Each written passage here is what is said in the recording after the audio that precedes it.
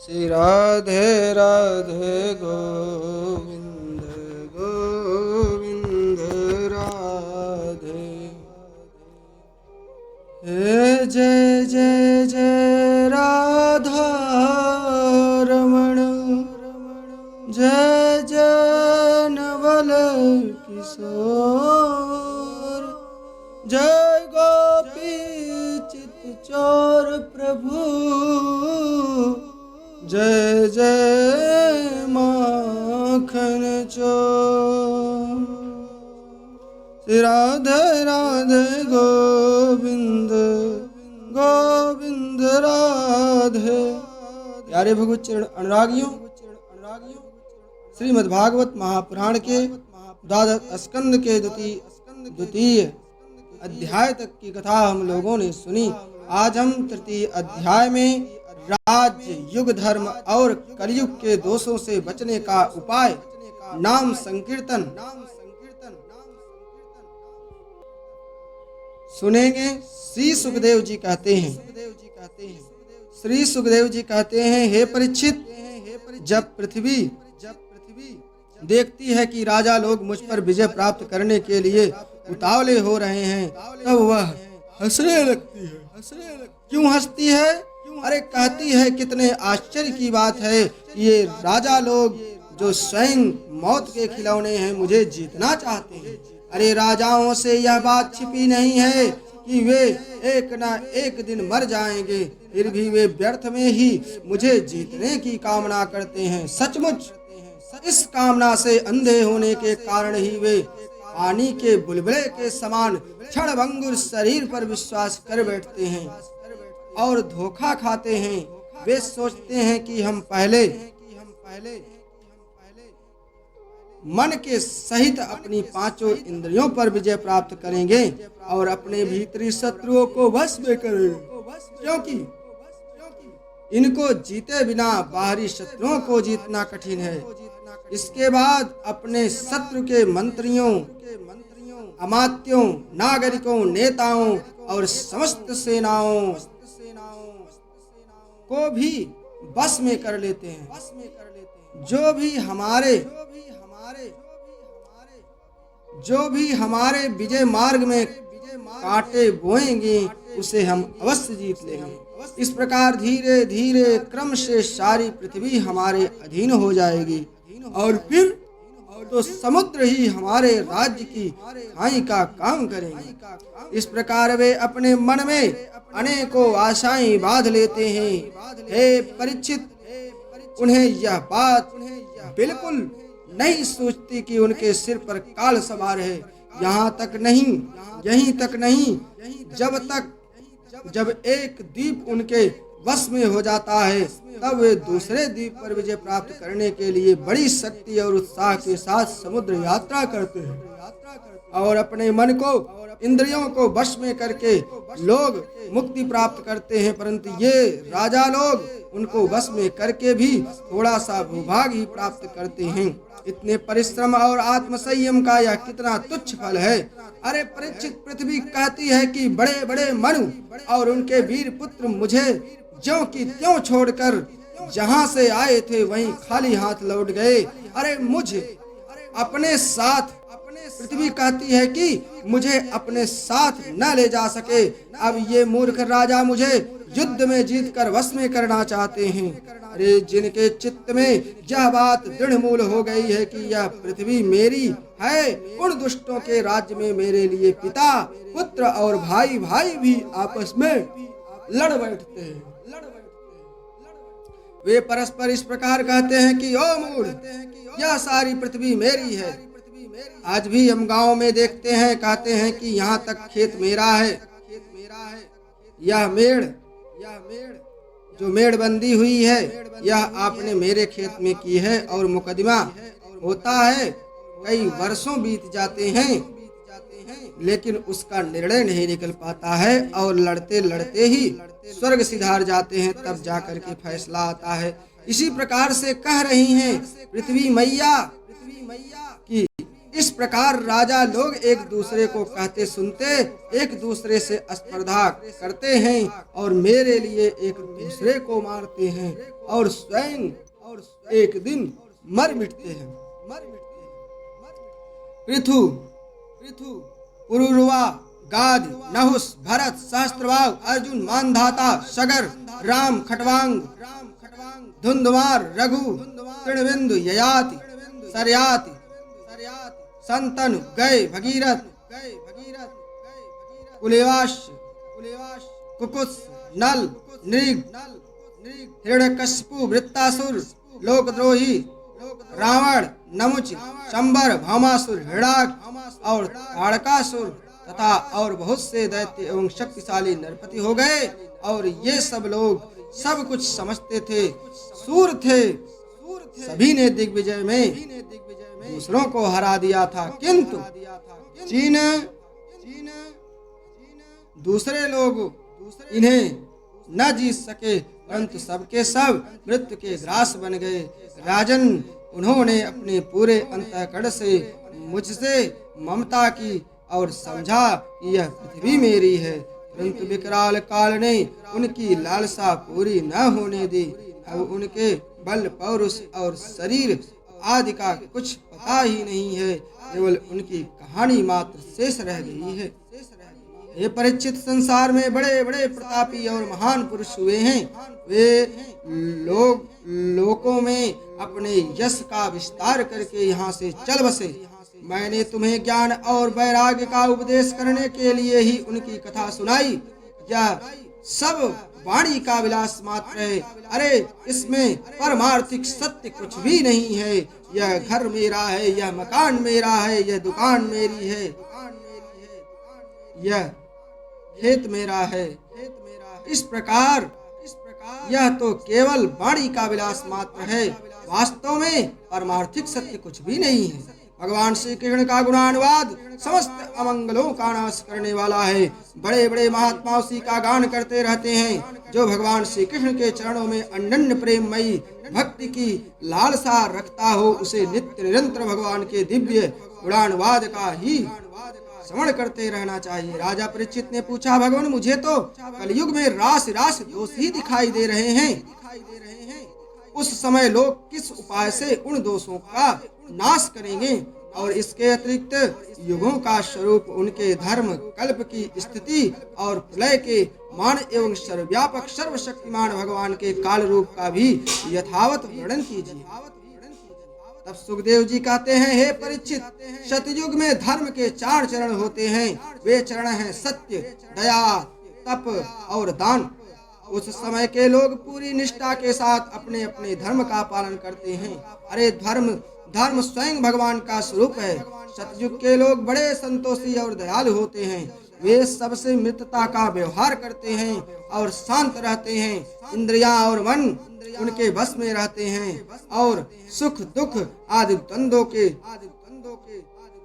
वे सुख दुख में समान रहते हैं, समान भाव से सुख दुख को सहन करते हैं। अधिकांश लोग तो समदर्शी और आत्माराम होते हैं और बाकी लोग स्वरूप स्थिति के लिए अभ्यास में तत्पर रहते हैं। यह सतयुग है। परीक्षित, धर्म के समान अधर्म के भी 4 चरण हैं। अधर्म का चरण क्या क्या है? असत्य, कभी भी हमें झूठ नहीं बोलना चाहिए। हिंसा, किसी भी प्राणी की हत्या हमें नहीं करनी चाहिए। असंतोष, कितना भी धन हो जाए फिर भी और हो जाए, यह भी अधर्म का एक चरण है। और कलह, छोटी छोटी बातों में हम आपस में, परिवार में, समाज में, पटीदारी में, घर गृहस्थी में कलह करते हैं। ये चारों चरण क्या हैं? अधर्म के। इसलिए असत्य और हिंसा, असंतोष और कलह, इन चारों से दूर रहना चाहिए। हे परीक्षित, त्रेता युग में इनके प्रभाव से धीरे धीरे धर्म के सत्य आदि चरणों का चतुर्थांश क्षीण हो जाता है और राजन, उस समय वर्णों में ब्राह्मणों की प्रधानता अक्षुण्ण रहती है। लोगों में अत्यंत हिंसा और लंपटता का अभाव रहता है। सभी लोग कर्मकांड और तपस्या में निष्ठा रखते हैं और अर्थ, धर्म एवं काम रूप त्रिवर्ग का सेवन करते हैं। अधिकांश लोग कर्म प्रतिपादक वेदों के पारदर्शी विद्वान होते हैं। द्वापर युग में हिंसा, असंतोष, झूठ और द्वेष, अधर्म के इन चरणों की वृद्धि हो जाती है। पहले तो जो सतयुग था उसमें 4 चरण थे, अब देखो उसमें और जुड़ रहा है। द्वापर युग में अधर्म के और भी चरण बढ़ जाते हैं, उनमें 4 चरण और आ जाते हैं।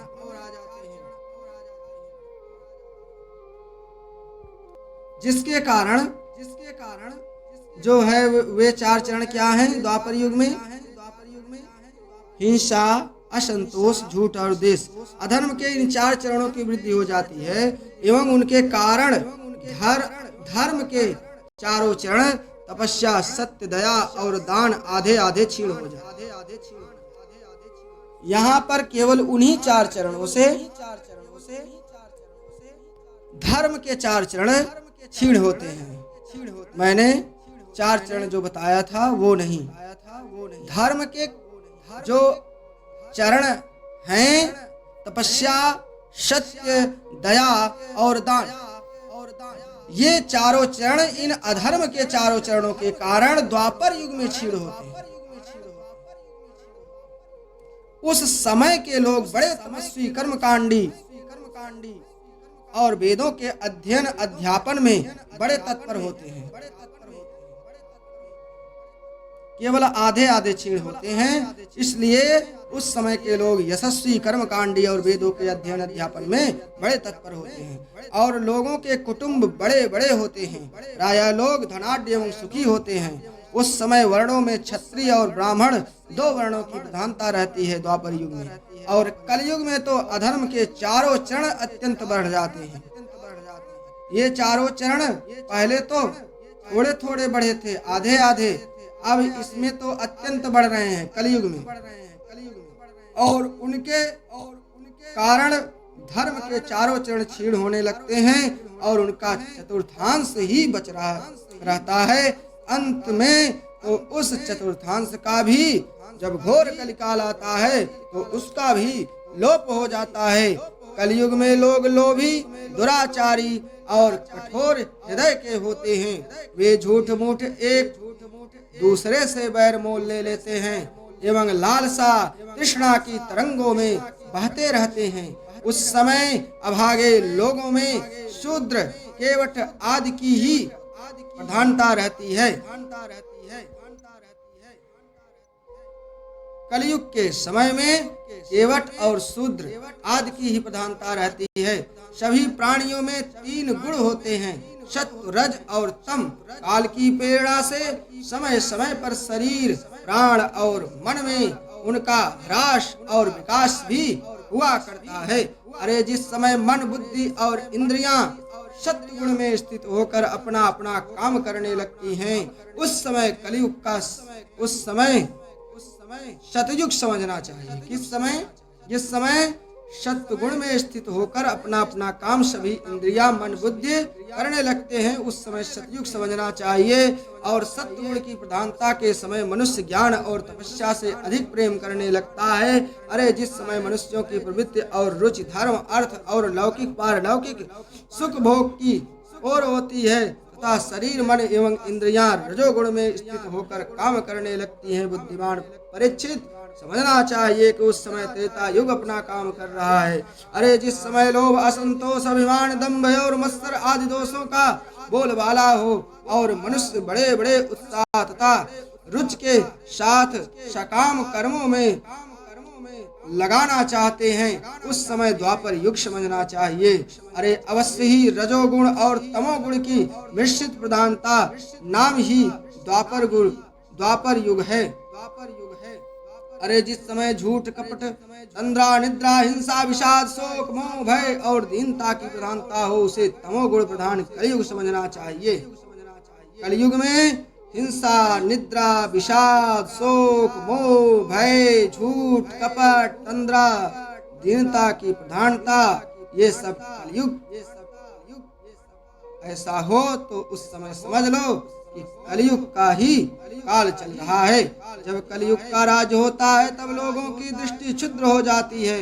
अधिकांश लोग होते तो हैं अत्यंत निर्धन परंतु खाते हैं बहुत अधिक। उनका भाग्य तो होता है बहुत ही मंद और चित्त में कामनाएं होती हैं बहुत बड़ी बड़ी। अरे स्त्रियों में दुष्टता और उल्टापन की वृद्धि हो जाती है। अरे सारे देश में गांव गांव में लुटेरों की प्रधानता एवं प्रचुरता हो जाती है कलयुग में। अरे कलयुग में तो पाखंडी लोग अपने नए नए मत चलाकर मनमाने ढंग से वेदों का तात्पर्य निकालने लगते हैं और उस प्रकार उन्हें कलंकित करते हैं। दस्योत्कृष्टा जनपदा वेदा पाखंड दूषिता राजनश्च प्रजाभक्षा शिष्णोदर पराद्विजा। प्यारे भगवच्चरण अनुरागियों, यहाँ पर बता रहे हैं सुखदेव महाराज को, सुखदेव महाराज बता रहे हैं कि सारे देश में गांव गांव में लुटेरों की प्रधानता की प्रचुरता हो जाती है। पाखंडी लोग इस समय मैं देख रहा हूँ बहुत से धर्माचार्य जो कुछ कबीर मठ के हैं और भी अन्यान्य पंथों के जो लोग हैं वे मनमाने ढंग से वेद का अर्थ निकाल रहे हैं और उन्हें तोड़ मड़ोड़ कर प्रस्तुत करके स्वयं भगवान बन बैठे हैं। ऐसे ही कुछ नामों में एक नाम इस समय आप लोग जानते ही होंगे, रामपाल हैं। रामपाल जी महाराज सत्यलोक धाम में उनका एक बहुत बड़ा ट्रस्ट चल रहा है और सभी को बेवकूफ बनाकर स्वर्ग दिला रहे हैं। इस समय वे 1 लाख रुपए में ऐसे मनमाने ढंग से वेदों का तात्पर्य और हमारे वेद पुराणों को तोड़ मड़ोड़ कर प्रस्तुत करके उन्हें नीचा दिखा करके और कहते हैं कि मैं परम पुरुष परमात्मा स्वयं अवतार ग्रहण किया हूँ और कबीर को ही भगवान बताते हैं, जबकि कबीर एक संत थे और बहुत से ही कबीर के अनुयायी उन्हें आज भगवान बना करके पूज रहे हैं। ऐसे मनमाने ढंग से वेदों का तात्पर्य निकालने लगते हैं और इस प्रकार उन्हें कलंकित करते हैं और पाखंडी लोगों की भरमार इस कलयुग में हो गई है। माँ नहीं मातु पिता नहीं देवा साधु न सन करवा वही सेवा। जिनके ये आचरण भवानी ते जानऊ निश्चर सम प्राणी। जो माता पिता को माँ नहीं मातु पिता नहीं देवा देवताओं को नहीं मानते और साधुओं से कहते हैं कि मेरी सेवा करो, ऐसे आचरण जिनके हैं वे ही इस कलयुग में राक्षस। अरे कलयुग के पाखंड से लुप्त भये सदग्रंथ दम्भिन निज कल्पित प्रगट किए बहुपंथ। अरे आज अन्यान पंथ निकल गए हैं, पाखंड दूषिता वेदाः, अर्थात पाखंडी लोग वेदों का खंडन करके नया नया धर्म बना रहे हैं। कलयुग के पाखंड से लुप्त भय सदग्रंथ गोस्वामी तुलसी महाराज जी ने भी रामचरितमानस में कहा है कि कलयुग के पाखंड से लुप्त भय सदग्रंथ दम्भिन निज कल्पित प्रकट किए बहुपंथ। बहुत से पंथ प्रकट हो गए हैं। आप जानते हैं कि कितने पंथ हो गए हैं, अनगिनत हो गए हैं। सभी एक अपनी अपनी धपली बजा रहे हैं, जबकि वे लोग सब के सब अंधे में अंधे, जिस प्रकार से अंधा व्यक्ति कुछ नहीं जानता, उसे जो पकड़ा दिया जाए वही समझता है। जैसे एक हाथी को 9 अंधों ने देखा था। बचपन में आपने जरूर इस कहानी को पढ़ा होगा। जो कान पकड़ता वो कहता हाथी सूप के समान होती है। अरे जो उसका पेट पकड़ता कहता नगाड़े के समान होती है। ऐसे ही धर्माचार्य सभी अंधे लोगों को जो वास्तविक सनातन धर्म है उससे भटका करके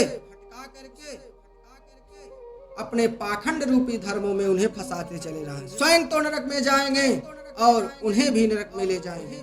प्यारे भगवत अनुरागी, ब्रह्मचारी लोग ब्रह्मचर्य व्रत से रहित और अपवित्र रहने लगते हैं इस कलिकाल में, और गृहस्थ दूसरों को भिक्षा देने के बदले स्वयं भीख मांगने लगते हैं। अरे वानप्रस्थी गांव में बसने लगते हैं। जो वानप्रस्थी हैं उन्हें वन में रहना चाहिए, वे गांव में रहने लगते हैं और गांव में रह करके विवाह करते हैं, बच्चे पैदा करते हैं, घर गृहस्थी बसा लेते हैं, जबकि उन्हें वानप्रस्थ में रहना चाहिए। अरे सन्यासी धन के अत्यंत लोभी हो जाएंगे। अरे अर्थ पिशाच हो जाते हैं। स्त्रियों का आकार तो छोटा हो जाता है पर भूख बढ़ जाती है। उन्हें संतान बहुत अधिक होती है और वे अपनी कुल मर्यादा का उल्लंघन करके लाज हया जो उनका भूषण है छोड़ बैठती हैं। इस कलयुग में वे सदा सर्वदा कड़वी बात कहती रहती हैं और चोरी तथा कपट से बड़ी निपुण हो जाती हैं। कलयुग की स्त्रियां, उनमें साहस भी बहुत बढ़ गया है। आप देख ही रहे हैं कि कितना साहसी हो गई हैं ये स्त्रियां।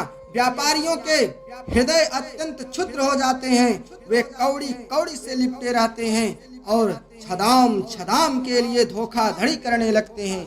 आज यदि आप सावधान न रहें तो दुकानों पर आपको ऐसे ऐसे सामान मिल जाएंगे जो ले आएंगे तो आधा सड़ा निकल जाएगा या उनकी गुणवत्ता ही बहुत कम रहेगी और पैसा आपसे ऐंठ लिया जाएगा।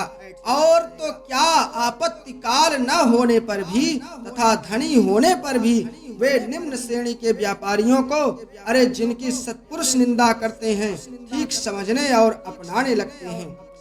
फिर बता रहे हैं कि इस कलयुग में स्वामी चाहे सर्वश्रेष्ठ ही क्यों ना हो, जब सेवक लोग देखते हैं कि उसके पास धन दौलत नहीं रही तब उसे छोड़कर भाग जाते हैं। सेवक चाहे कितना ही पुराना क्यों ना हो, परंतु जब वह किसी विपत्ति में पड़ जाता है तब स्वामी उसे छोड़ देते हैं। और तो क्या, जब गांवें बकेन हो जाती हैं, दूध देना बंद कर देती हैं, तब लोग उनका भी परित्याग कर देते हैं। और वो समय आ चुका है। बहुत सी गांवें आज सड़कों पर टहल रही हैं इस कलयुग में, और दूध उन्होंने देना बंद कर दिया। उनके बछड़े छोड़कर हाँक दिए जाते हैं या उन्हें ले जा करके बूचड़ खानों में कटवा दिया जा रहा है। उसी के पाप से आज कोरोना नामक भयंकर बीमारी मैं मानता हूँ कि फैल चुकी है। फिर बता रहे हैं कि हे परीक्षित, कलयुग के मनुष्य बड़े ही लंपट हो जाते हैं। वे अपनी काम वासनाओं को तृप्त करने के लिए ही किसी से प्रेम करते हैं। वे विषय वासनाओं के वशीभूत होकर इतने दीन हो जाते हैं कि माता पिता भाई बंधु और मित्रों को भी छोड़कर केवल अपनी साली और सालों से ही सलाह लेने लगते हैं। हे परीक्षित, कलयुग में शूद्र तपस्वियों का वेश बनाकर अपना पेट भरते और दान लेने लगते हैं। जिन्हें धर्म का रत्ती भर भी ज्ञान नहीं है, वे शूद्र आज ऊंचे ऊंचे आसनों पर विराजमान होकर धर्म का उपदेश करने लगते हैं। हे परीक्षित, कलयुग की प्रजा सूखा पड़ने के कारण अत्यंत भयभीत और आतुर हो जाती है। एक तो दुर्भिक्ष और दूसरे शासकों की कर वृद्धि। आज कोरोना नामक भयंकर बीमारी फैल चुकी है, यही एक दुर्भिक्ष का रूप है। ऊपर से कर भी बढ़ा दिया जा रहा है और प्रजा के शरीर में केवल अस्थि पंजर और मन में केवल उद्योग शेष रह जाता है। प्राण रक्षा के लिए रोटी का टुकड़ा मिलना भी कठिन हो जाता है। कलयुग में प्रजा शरीर ढकने के लिए वस्त्र और पेट की ज्वाला शांत करने के लिए रोटी और पीने के लिए पानी और सोने के लिए 2 हाथ जमीन से भी वंचित हो जाती है। ऐसी ऐसी स्थितियां कलयुग में आने वाली हैं। उसे दाम्पत्य जीवन, स्नान और आभूषण पहनने की सुविधा नहीं रहती। अरे लोगों की आकृति प्रकृति और चेष्टाएं पिशाचों की सी हो जाती हैं। अरे कलयुग में लोग अधिक धन की तो बात ही क्या, कुछ कौड़ियों के लिए आपस में बैर विरोध करने लगते हैं और बहुत दिनों के सद्भाव तथा मित्रता को तिलांजलि दे देते हैं। जाओ, आज से हमारा तुम्हारा बैर हो रहा है, केवल धन, छोटे से धन के लिए। इतना ही नहीं, वे दमड़ी दमड़ी के लिए अपने सगे संबंधियों तक की हत्या कर बैठते हैं। आज बहुत सी घटनाएं निकल रही हैं पेपरों में कि धन संपत्ति के लिए, थोड़ी सी संपत्ति के लिए पत्नी ने पति की हत्या कर दी, पति ने पत्नी की हत्या कर दी, भाई ने भाई को मार डाला। इस प्रकार से फिर बता रहे हैं कि अपने प्रिय प्राणों से भी हाथ धो बैठते हैं। हे परीक्षित, कलयुग में शुद्ध प्राणी केवल काम वासना की पूर्ति और पेट भरने की धुन में ही लगे रहते हैं। पुत्र अपने बूढ़े माँ बाप की भी रक्षा पालन पोषण नहीं करते हैं। आज बूढ़े माँ बाप घर में पड़े रहते हैं और उनके बच्चे शहरों में रहते हैं। ऐसी व्यवस्था हो गई है कि माता पिता से की रक्षा और पालन पोषण कोई नहीं कर रहा है। अरे उनकी उपेक्षा कर देते हैं और पिता अपने निपुण से निपुण सब कामों में योग्य पुत्रों की भी परवाह नहीं करते, उन्हें अलग कर देते हैं। और हे परीक्षित, भगवान ही चर और अचर जगत के परम पिता और परम गुरु हैं। अरे इंद्र ब्रह्मा आदि लोकाधिपति उनके चरण कमलों में अपना सिर झुकाकर सर्वस्व समर्पण करते रहते हैं। उनका ऐश्वर्य अत्यंत अनंत और वे एक रस अपने स्वरूप में ही स्थित हैं। परंतु कलयुग में लोगों में इतनी मूढ़ता फैल जाती है कि पाखंडियों के कारण लोगों का चित्त इतना भटक जाता है कि प्रायः लोग अपने कर्म और भावनाओं के द्वारा भगवान की पूजा से भी विमुख हो जाते हैं। आज अन्यान्य धर्म फैल गए हैं और गली गली में लोगों को बहकाया जा रहा है। ये सब छोड़ो, अरे 33 करोड़ देवी देवताओं को पूजने से कुछ नहीं होने वाला है, जबकि 33 करोड़ नहीं 33 कोटि देवता, जिनमें 11 रुद्र 11 ऐसे करके 11 सूर्य 22 हो गए। उसके बाद प्रधान देवता मिलाकर केवल 33 प्रकार के देवता हैं हमारे सनातन धर्म में। लेकिन लोग कम पढ़े लिखे, अपने वेद शास्त्रों से, अपने धर्म ग्रंथों से दूर हैं, उन्हें कुछ पता नहीं है, तो लोग उन्हें आसानी से विधर्म में बहका लेते हैं। अरे मनुष्य मरने के समय आतुरता की स्थिति में अथवा गिरते या फिसलते समय विवश होकर भी यदि भगवान के किसी एक नाम का उच्चारण कर ले तो हे परीक्षित, उसके सारे कर्म बंधन छिन्न हो जाते हैं और उसे उत्तम से उत्तम गति प्राप्त होती है।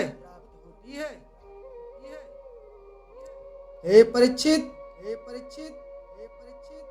परंतु हाय रे कलयुग से प्रभावित होकर लोग उन भगवान की आराधना से भी विमुख हो जाते हैं। परीक्षित, कलयुग में अनेकों दोष हैं, बहुत दोष हैं।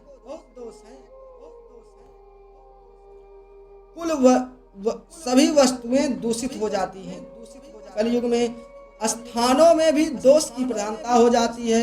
सब दोषों का मूल स्रोत तो अंतःकरण है ही, परंतु जब पुरुषोत्तम भगवान हृदय में आ विराजते हैं तब उनकी सन्निधि मात्र से ही सबके सब दोष नष्ट हो जाते हैं। भगवान के रूप, गुण, लीला, धाम और नाम के श्रवण, भगवान के रूप का हमें बार बार दर्शन करना चाहिए, उनके गुणों को गाना चाहिए, उनकी लीलाओं को देखना चाहिए और उनके धाम में बार बार जाना चाहिए और उनके नाम के श्रवण अथवा कथा का श्रवण बार बार करना चाहिए, संकीर्तन करना चाहिए, जोर जोर से उनके नामों का उच्चारण करना चाहिए, तय लयबद्ध ताल से उनका ध्यान, पूजन और आदर से वे मनुष्यों के जब ऐसा करते हैं तो वे मनुष्य के हृदय में आकर विराजित हो जाते हैं। हे परीक्षित, और 1-2 जन्म के पापों की तो बात ही क्या है।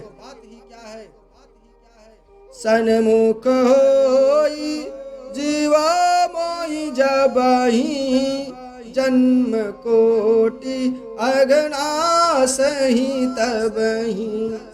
अरे जब उनके सम्मुख हो जाता है जीव, उसके हजारों जन्मों के पाप के ढेर क्षण भर में भस्म हो जाते हैं। और एक दो जन्म की पापों की तो बात ही क्या है।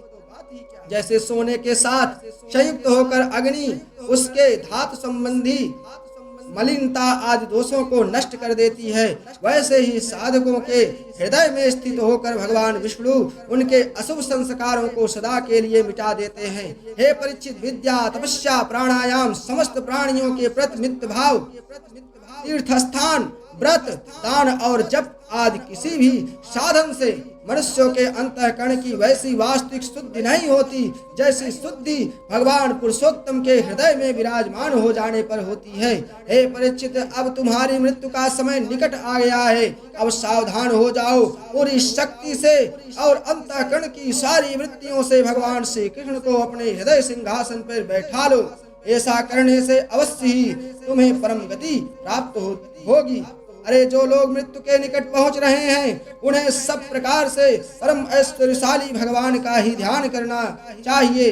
अरे प्यारे परीक्षित, सबके परम आश्रय और सर्वात्मा भगवान अपना ध्यान करने वालों को और अपने रूप में लीन कर लेते हैं, उसे अपना स्वरूप बना लेते हैं। परीक्षित, यूं तो कलयुग दोषों का खजाना है, परंतु उसमें एक बहुत बड़ा गुण है। वह गुण यही है कि कलयुग में केवल भगवान श्री कृष्ण के संकीर्तन करने मात्र से ही सारी आसक्तियां छूट जाती हैं और परमात्मा की प्राप्ति हो जाती है। कलेर दोष निधे राजन्यस्ति ये को महान गुणः कीर्तनादेव कृष्णस्य मुक्त संगः परम व्रजेत। यही कलिकाल न साधन दूजा, यही कलिकाल न साधन दूजा।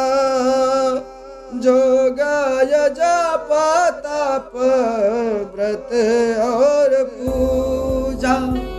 अरे इस कलयुग में सारे ये जो जोग जप तप व्रत पूजा पाठ है, ये सब साधन काम आने वाले नहीं हैं। क्यों नहीं काम आने वाले हैं?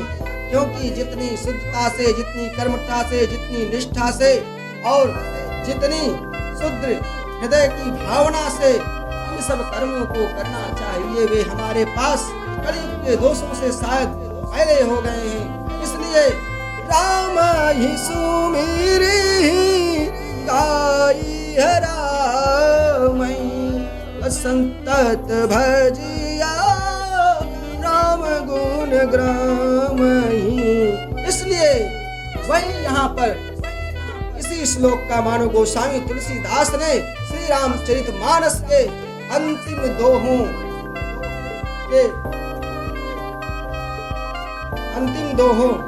में वर्णन कर रहे हैं। उत्तरकांड में जाकर के आप अंतिम कुछ दोहों में आपको ये चौपाई मिल जाएगी। दो तीन बस अंतिम के दो तीन ऊपर की लाइनों में आप देखिए कि उन्होंने यह निश्चित कर दिया इस कलयुग में ये सब योग जप तप व्रत और पूजा ये सब साधन काम नहीं आने वाले हैं। केवल कलेर दोष निधे राजनस्ति यो को महान गुणः कीर्तनादेव कृष्णस्य मुक्त संगः परम व्रजेत। हे राजन, संकीर्तन करने मात्र से ही सारी आसक्तियां छूट जाएंगी और परमात्मा की प्राप्ति हो जाएगी। परीक्षित, कलयुग दोषों का खजाना है, परंतु उसमें एक बहुत बड़ा गुण, वह गुण है यही कि कलयुग में केवल भगवान श्री कृष्ण का नाम संकीर्तन करने मात्र से ही सब कुछ प्राप्त हो जाएगा। अरे फिर बता रहे हैं कि सतयुग में भगवान का ध्यान करने से और त्रेता में बड़े बड़े यज्ञों के द्वारा उनकी आराधना करने से और द्वापर में विधि पूर्वक उनकी पूजा सेवा से जो फल मिलता है वह कलयुग में केवल भगवान नाम का कीर्तन करने से ही प्राप्त हो जाता है। बोलिए सच्चिदानंद भगवान की जय। आप लोग ध्यान दीजिए, जो फल सतयुग में भगवान का ध्यान करने से, त्रेता में बड़े बड़े यज्ञों के द्वारा और उनकी आराधना करने से और द्वापर में विधि पूर्वक उनकी पूजा करने से जो फल मिलता है वह कलयुग में केवल भगवान नाम का कीर्तन करने से ही प्राप्त होता है। ये मैं नहीं कह रहा हूँ, व्यास के पुत्र श्री सुखदेव महाराज जी परीक्षित से कर रहे हैं। कृते यद ध्यायतो विष्णुं त्रेतायाम यजतो मखै द्वापरे परिचर्चायाम कलो तद्धर कीर्तनात्। करें सतयुग में भगवान का ध्यान करने से, त्रेता में बड़े बड़े यज्ञों द्वारा उनकी आराधना करने से और द्वापर में विधि पूर्वक उनकी पूजा सेवा से जो फल मिलता है वह कलयुग में केवल भगवान नाम का कीर्तन करने से ही प्राप्त हो जाता है। अब हम कल आपको सुनाएंगे 4 प्रकार के प्रलय, श्रीमद् भागवत महापुराण के 12 स्कंद के 4थे अध्याय।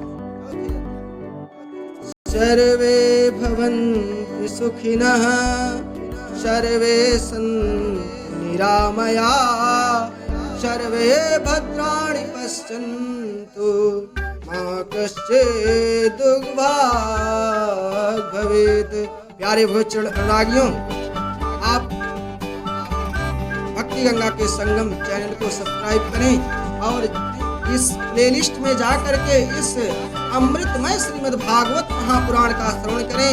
इस समय जो भयंकर महामारी चल रही है, यदि हम लोग सभी श्रीमद् भागवत महापुराण का पारायण करें तो इससे हमें जल्द ही निजात मिल सकती है, क्योंकि यह एक अमृत है। और करहि करावई भंजई सोई उमा राम गति लखान कोई। यदि हम लोगों ने अपने अपने धर्मों का सही पालन किया होता तो आज ये जो कोरोना नामक भयंकर बीमारी है वो शायद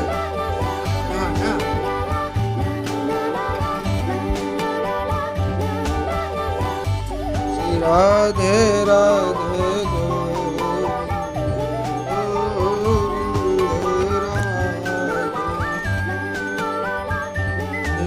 जय जय जय राधे।